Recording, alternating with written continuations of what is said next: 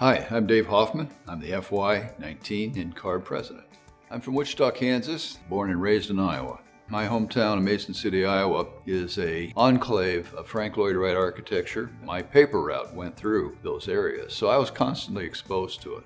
I think it certainly did have an influence. I attended Iowa State. My primary interest was in aerospace engineering. After some soul searching, I switched into architecture, and it's been absolutely the best thing that ever happened. Well, studio at Iowa State is like studio probably everywhere else in the country with schools. It's intense. They say that if you want to know where the architecture school is, go to campus at 2 a.m. It's the building with the lights on. But it was also probably the most satisfying effort of my life. My first job was with a civil engineering firm designing sewage treatment plants. And in those days, you were required to spend 3 years under the tutelage of an architect. And it wasn't as structured as the IDP or AXP. So I needed to switch jobs since I was working under a civil engineer.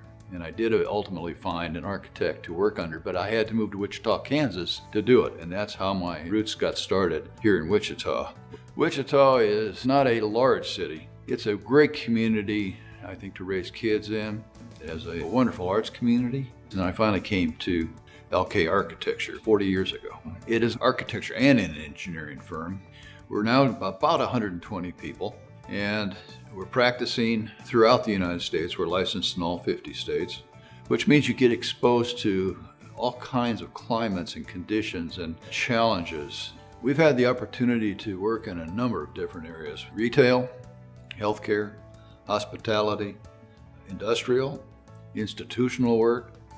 Being the largest firm in Wichita, it's a little odd that we do proportionally little work in Wichita, but we have done some significant things. One of them is an icon for the city, which is the Keeper of the Plains.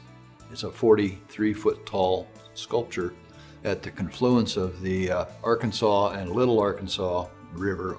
Well, my volunteering for NCARB started with writing for the ARE. Once you start writing for the examination, you start to realize how NCARB impacts so many different areas, and the horizon became much more expansive, and I saw other opportunities.